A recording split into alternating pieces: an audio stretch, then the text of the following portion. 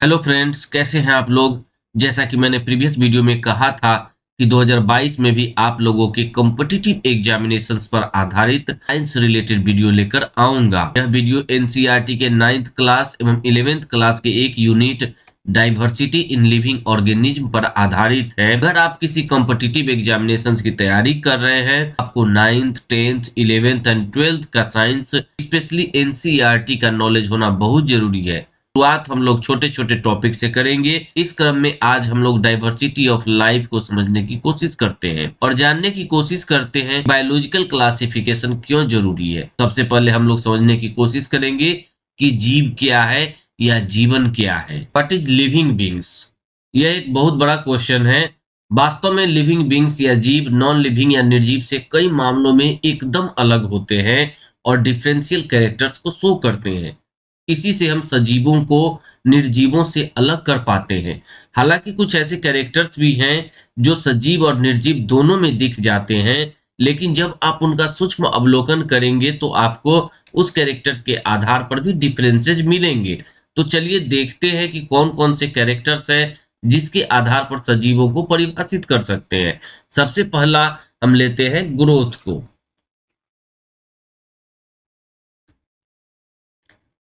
सभी सजीवों में वृद्धि होती है। यह सच है कि कई बार आपको नॉन लिविंग में भी वृद्धि दिखाई देता है। जैसे आप उदाहरण के लिए ले सकते हैं mountain, boulders, sand mound etcetera. Mountain का हिंदी में आप जानते हैं पर्वत या पहाड़ कहेंगे। बोल्डर्स गोलास्म को कहा जाता है। सैंड माउंड्स को हिंदी में रेत का टीला कहा जाता है। मान लीजिए कि ये एक पर्वत है, तो इसमें आप देखेंगे कि इस पर कुछ फिजिकल मटेरियल बाहर से जमा होता चला जाता है और जिसके कारण इसकी ग्रोथ होती रहती है। उसी तरीका से अगर हम रेत के टीले का उदाहरण ले, रेत के टीले में भी अगर आप ध्यान देंगे तो रेत इस तरीका से चारों ओर इसको बढ़ता रहता है, यानी कि बाहरी रूप से रेत जमा होता चलता है और रेत का टीला बड़ा होता चलता है। रेत का टीला का साइज जो है वृद्धि होता रहता है। इस तरीका से हम कहते हैं कि नॉन लिविंग में भी वृद्धि होता है। कई बार नॉन लिविंग में भी इस तरीका से आपको ग्रोथ दिख जाते हैं। तो हम कह सकते हैं कि ये जो वृद्धि होता है खास करके नॉन लिविंग में, ये बाहरी वृद्धि होता है, यानी बाहरी पदार्थों के उनकी सतह पर एकत्र होने के कारण होता है। लिविंग बींग्स में यह ग्रोथ इंटरनल होता है। इसको हम बाद में वीडियो में धीरे धीरे हम लोग इसके बारे में डिटेल में स्टडी करेंगे। हम लोग आगे बढ़ते हैं, दूसरे कैरेक्टर्स को देखते हैं और दूसरा कैरेक्टर है रिप्रोडक्शन।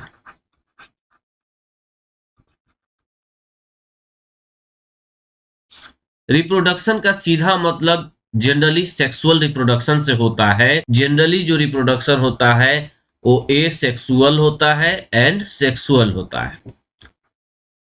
अगर ए सेक्सुअल की बात करें तो एक सेक्सुअल कई तरीका से हो सकता है। आपने बर्डिंग पढ़ा होगा, इसके साथ ही ट्रू रीजनरेशन को भी पढ़ा होगा।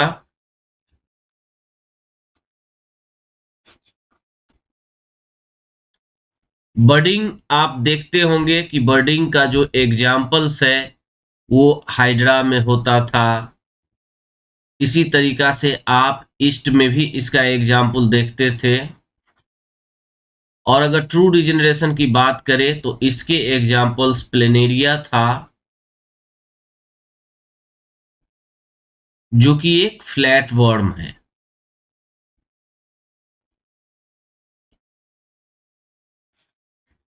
आपको याद होगा, अगर हाइड्रा का इसको हिंदी में बर्डिंग को मुकुलन भी कहा जाता है, जो आप लोग जानते होंगे,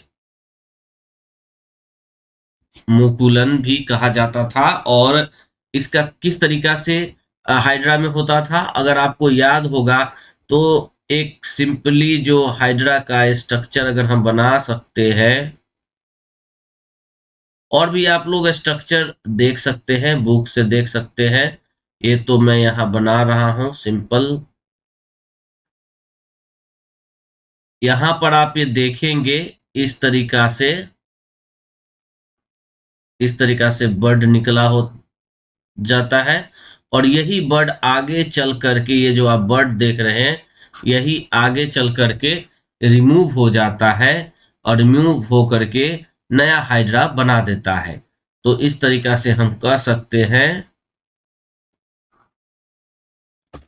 ये जो हाइड्रा होगा, ये तो आपका पेरेंट हाइड्रा है। और इस पेरेंट हाइड्रा के साथ ही जब बडिंग होगा, तो ये जो आप देख रहे हैं,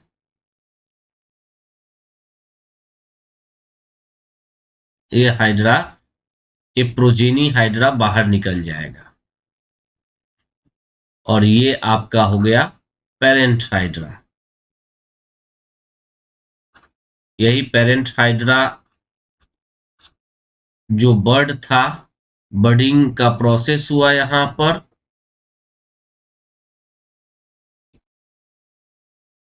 और बडिंग के द्वारा ये नया प्रोजेनी बना देता है। तो इस प्रकार से आप देख रहे हैं कि बडिंग का प्रोसेस होता है। और इसके बाद हम लोग आगे चल करके देखेंगे कि किस तरीका से प्लांट वगैरह में बडिंग होता है। इसके बारे में भी हम डिटेल में चर्चा करेंगे आगे की वीडियो जब हम पढ़ते चलेंगे। तो दूसरा है, यहाँ आप देख रहे हैं ट्रू रीजनरेशन, जो कि प्लेनेरिया में होता है, फ्लैटवर्म में होता है। और कोई भी ऑर्गेनिज्म अपना बॉडी होता है उसको फ्रेगमेंटेड कर देता है और अपने लुप्त अंगों को पुनः प्राप्त कर लेता है और नया जीव बन जाता है। ये खास करके छोटे ऑर्गेनिज्म में होता है, जैसे कि प्लेनेरिया में, जो कि एक फ्लैटवर्म है। प्लेनेरिया का स्ट्रक्चर इस तरीका से होता है।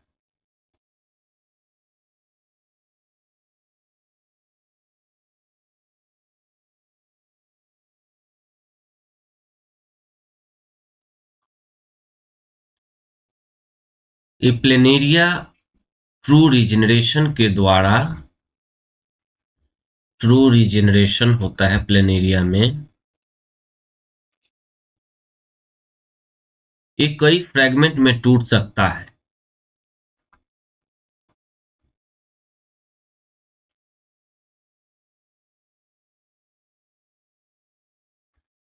एक फ्रेगमेंट आपका यहाँ पर हो जाता है, दूसरा फ्रेगमेंट आप इस तरह से देखेंगे, ये हो गया। इसी तरीका से तीसरा फ्रेगमेंट हो सकता है और इसे कई फ्रेगमेंट हो सकते हैं।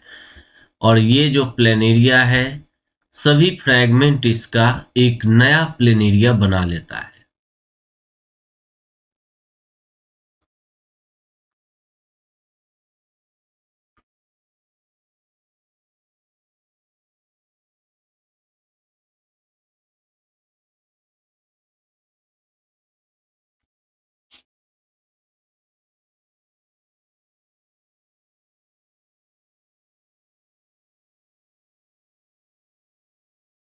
इस तरीका से आप ये देख रहे हैं, ये प्रोजेनी प्लेनेरिया है और ये फ्रेगमेंटेड प्लेनेरिया है।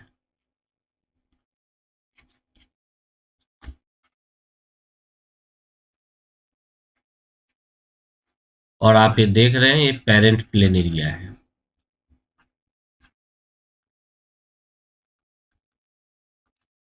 तो आप देख रहे हैं कि एक पेरेंट प्लेनेरिया कई फ्रैगमेंट में टूट जाता है। आप यहाँ पर देख रहे हैं, एक फ्रैगमेंट, दो फ्रैगमेंट, तीन फ्रैगमेंट, इससे ज्यादा भी फ्रैगमेंट में टूट सकता है।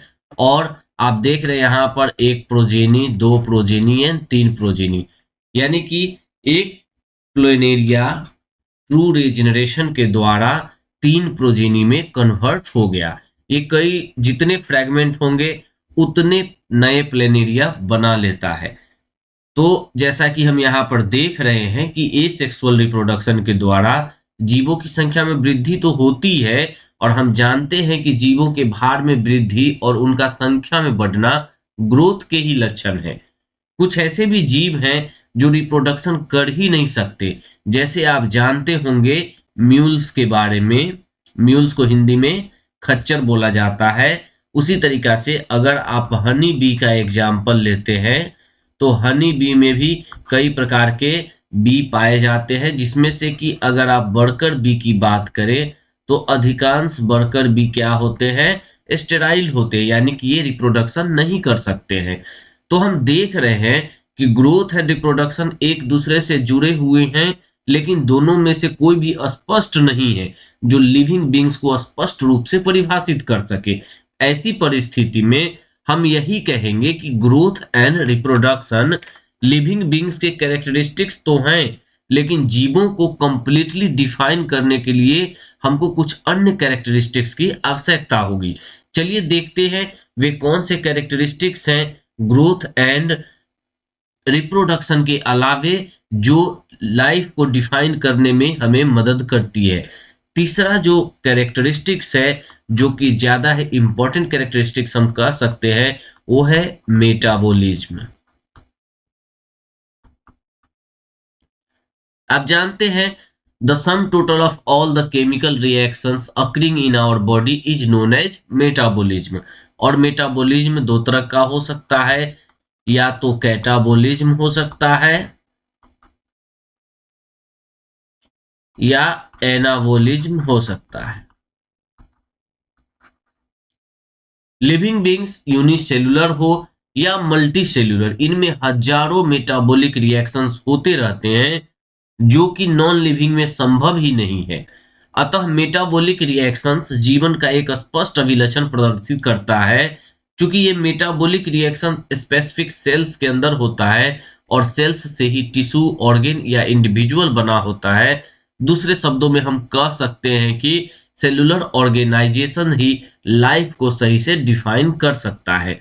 तो हम लोगों को अगर लाइफ को डिफाइन करना है तो हमको सेलुलर ऑर्गेनाइजेशन को समझना होगा।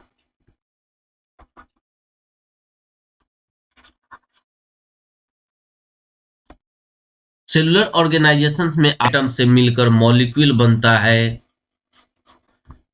अगर हम लिविंग बींग्स की बात करें तो सबसे पहले सेल्स होता है, सेल से टिश्यू बनता है, टिश्यू से ऑर्गेन बनता है, ऑर्गेन से ऑर्गेन सिस्टम बनता है,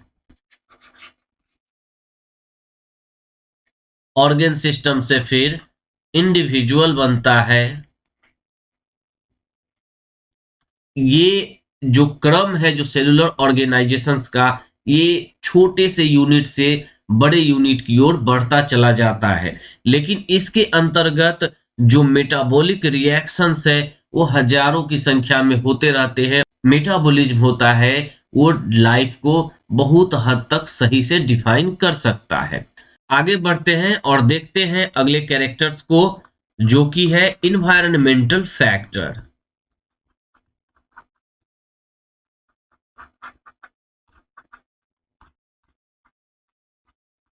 सबसे पहले हमको समझना होगा कि इन्वायरमेंट क्या होता है।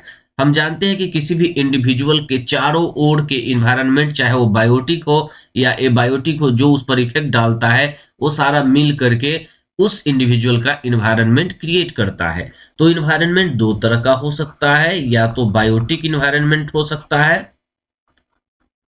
या एबायोटिक इन्वायरमेंट हो सकता है। अगर बायोटिक इन्वायरमेंट की बात करें तो जितने भी लिविंग बींग्स हैं, जो उस इंडिविजुअल के अलावे उसके सराउंडिंग्स में जितने भी लिविंग बींग्स होंगे, वो सारे के सारे उसके बायोटिक इन्वायरमेंट को क्रिएट करेंगे। अगर ए बायोटिक की बात करें तो जो ए बायोटिक फैक्टर्स है, जैसे कि टेम्परेचर, लाइट, वाटर, वेदर और भी बहुत सारे ऐसे फैक्टर्स हैं जो कि एबायोटिक इन्वायरमेंट को क्रिएट करता है। और वास्तव में एक इंडिविजुअल पर, अगर एक इंडिविजुअल, कोई भी इंडिविजुअल हो सकता है, वो मोनेरा से लेकर के किंगडम एनिमेलिया तक का कोई और इंडिविजुअल हो सकता है, उस पर ये सारे अपना इफेक्ट दिखाते हैं और उसके कारण इंडिविजुअल अपना रिस्पॉन्स देता है। इस तरीका से हम देखते हैं कि कहीं ना कहीं इन्वायरमेंटल फैक्टर एक इम्पॉर्टेंट रोल अदा करता है इंडिविजुअल्स को डिफाइन करने में। अगला जो कैरेक्टरिस्टिक्स है वो है स्टिम्युलेंट। वास्तव में स्टिम्युलेंट इन्वायरमेंटल फैक्टर से ही रिलेटेड चीजें हैं, लेकिन स्टिम्युलेंट में क्या होता है कि इंडिविजुअल्स के जो संवेदी अंग होते हैं वो इसका स्टिमुलेशन का काम करता है। और स्टिमुलेशन कई तरह के हो सकते हैं। फिजिकल स्टिमुलेशन हो सकता है, केमिकल स्टिमुलेशन हो सकता है, या बायोलॉजिकल स्टिमुलेशन हो सकता है। हम कह सकते हैं कि इन्वायरमेंटल फैक्टर्स एंड स्टिमुलेशन भी जीवों को स्पष्ट रूप से डिफाइन करता है।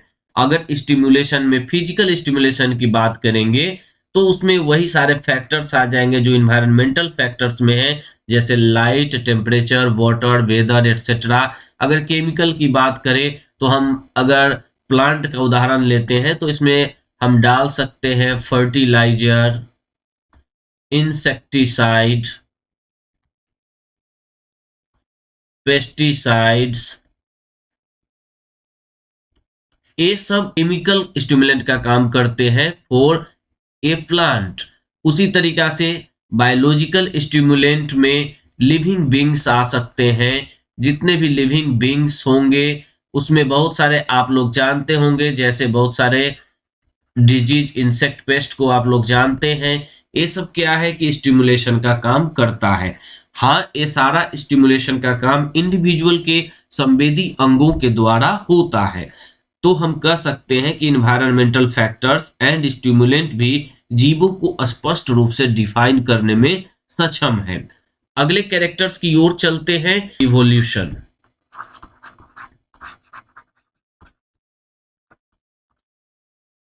जैसे जैसे हम सेल्यूलर ऑर्गेनाइजेशन में सेल से टिश्यू और टिश्यू से ऑर्गन या ऑर्गन से ऑर्गन सिस्टम की ओर बढ़ते हैं तो हमको समझ में आने लगता है कि बायोलॉजी का वर्तमान स्वरूप वास्तव में इवोल्यूशन के कारण है।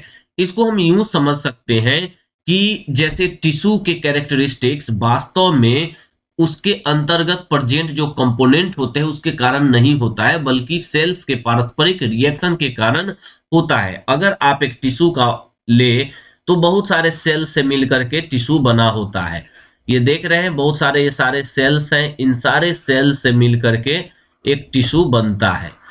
तो मान लीजिए कि ये जो इसके अंदर बहुत सारे कंपोनेंट्स होते हैं, गोल्जी एपरेटस हो गया, एंडोप्लाज्मिक रेटिकुलम हो गया, माइटोकॉन्ड्रिया हो गया। मान लीजिए कि ये एक टिश्यू है, तो ये टिश्यू का जो कैरेक्टरिस्टिक्स होगा, वास्तव में जो आप एक इंडिविजुअल सेल्स देख रहे हैं, बहुत सारे यहाँ पर सेल्स है जो आप देख रहे हैं। सपोज दैट यहाँ पर 1 2 3 4 5 6 7 8, तो यहाँ पर 8 सेल से मिलकर के बना हुआ एक टिश्यू है।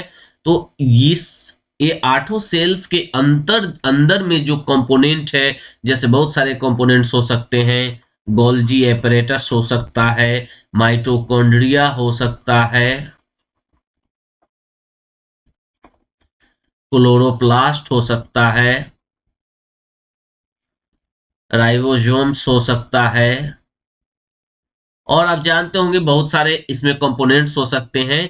तो ये जो कंपोनेंट्स है, वास्तव में इन कंपोनेंट्स के प्रेजेंट होने के कारण टिश्यू का कैरेक्टरिस्टिक्स नहीं होता है। यानी हम इन कंपोनेंट्स के प्रेजेंट होने के कारण टिश्यू को टिश्यू नहीं कहते हैं, बल्कि ये जो एक सेल्स है, इस सेल्स का दूसरे सेल के साथ क्या इंटर रिएक्शन होता है, उस रिएक्शन के कारण टिश्यू का कैरेक्टरिस्टिक्स होता है।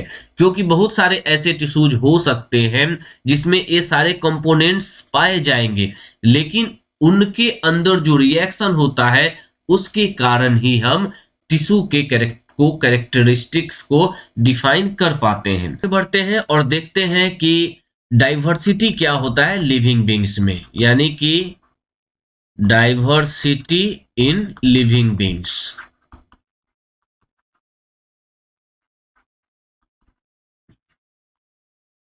As we know that there are approximately 1 crore species of individual present on Earth. out of which approximately 17 lakh species are known.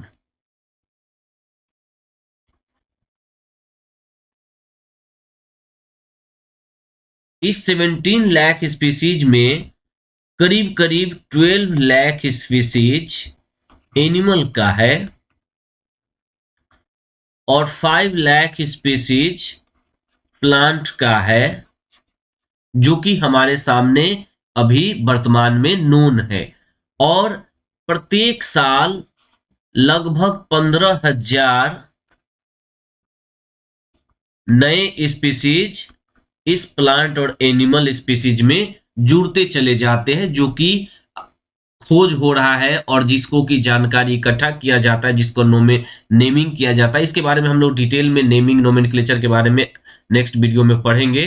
तो हम लोग जो यहाँ देख रहे हैं कि ये करीब करीब 1 करोड़ टोटल स्पीसीज अर्थ पर एक अनुमान के अनुसार ऐसा माना जा रहा है कि इतने स्पीसीज अवेलेबल है अर्थ पर, एंड उसमें से 17 लाख स्पीसीज या 18 लाख स्पीसीज जो है वो नोन है, एंड 12 लाख स्पीसीज एनिमल का है, जबकि 5 लाख स्पीसीज प्लांट का है जो नोन है। इसके अंदर भी अगर हम चलते हैं तो करीब करीब 7.5 लाख से ज्यादा स्पीसीज केवल इंसेक्ट का प्रेजेंट है अर्थ पर, जो कि नोन है। आपको डाइवर्सिटी इन लिविंग बींग्स से रिलेटेड इन डाटाज को याद रखने चाहिए, क्योंकि कई बार इन पर कई ऑब्जेक्टिव क्वेश्चंस पूछ दिए जाते हैं। कई बार ये आपको इस तरीका से क्वेश्चन पूछा जा सकता है कि total species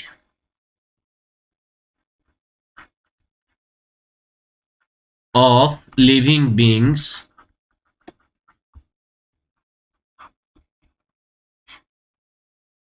are present on earth.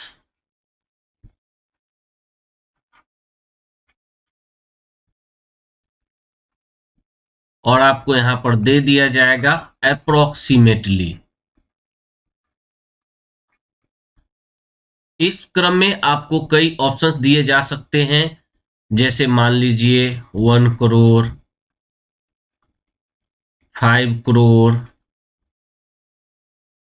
10 crore, 20 crore.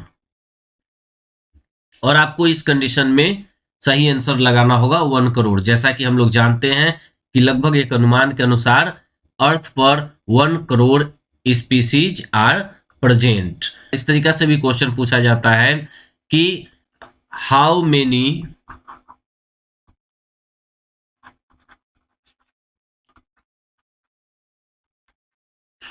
Animal species are known at present. और इसको आपको ऑप्शन दिया जा सकता है 5 लाख, 12 लाख, 17 लाख, 1 करोड़। और आपको आंसर देना होगा, चूंकि यहाँ एनिमल स्पीसीज पूछा जा रहा है तो इसका सही आंसर होगा 12 लाख। इसी प्रकार से इस एनिमल स्पीसीज के जगह पर कई बार प्लांट स्पीसीज पूछा जा सकता है कि कितने प्लांट स्पीसीज नोन है, जो कि अर्थ पर अभी के समय में हम लोग जिनको जानते हैं, और आपके ऑप्शन दिए जाएंगे तो उसमें आपको आंसर देना होगा 5 लाख। और इससे भी आगे चल करके कुछ क्वेश्चन एनिमल के अंदर से भी पूछा जा सकता है, जैसे कि आपको कहा जा सकता है कि in case of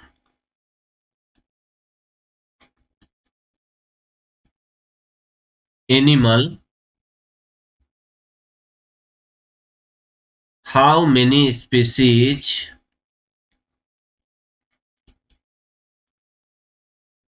are known for insect. और आपके ऑप्शन दे दिए जा सकते हैं more than 7.5 lakhs, more than 2 lakhs,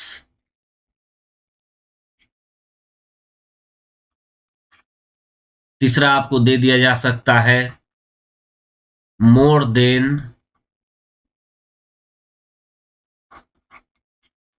60,000 and चौथा ऑप्शन दिया जा सकता है, मान लीजिए नन ऑफ द एबव। आप यहां पर देख रहे हैं कि ऑप्शन में मोर देन लगा हुआ है, तो ये भी हो सकता है कि मोर देन 2 लाख, तो ऑब्वियसली बात है कि 7.5 लाख से बहुत अधिक होता है, तो मोर देन 2 लाख इसका आंसर होना चाहिए। यहां पर भी मोर देन 60,000 है, तो ये भी इसका आंसर हो सकता है। लेकिन चूंकि आपका एक ऑप्शन यहां पर ये भी दिया हुआ है मोर देन 7.5 लाख, तो इसका जो एप्रोप्रिएट आंसर होगा वो 1 होगा, यानी कि 7.5 lakh species are known in case of insect. कई बार कॉम्पिटिटिव एग्जामिनेशंस में ऐसे भी क्वेश्चन पूछा गया है कि in case of animal which category includes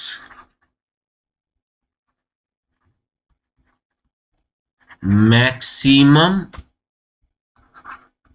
number of estimated species। और आपके ऑप्शन दिए जा सकते हैं आर्थ्रोपॉड्स,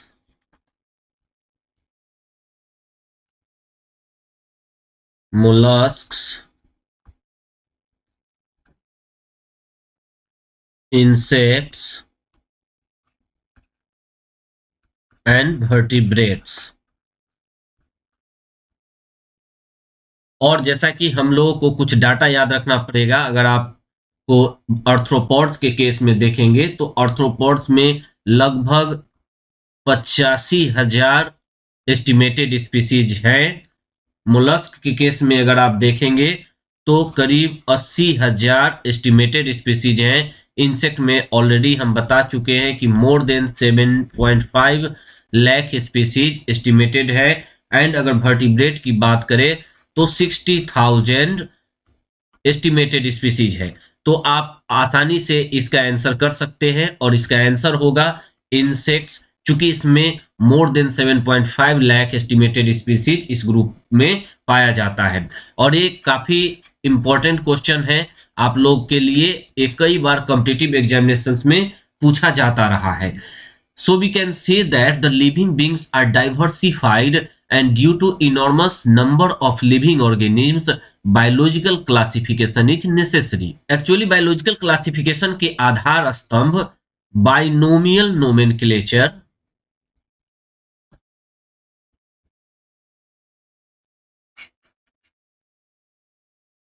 बाइनोमियल नोमेनक्लेचर और 5 किंगडम सिस्टम है।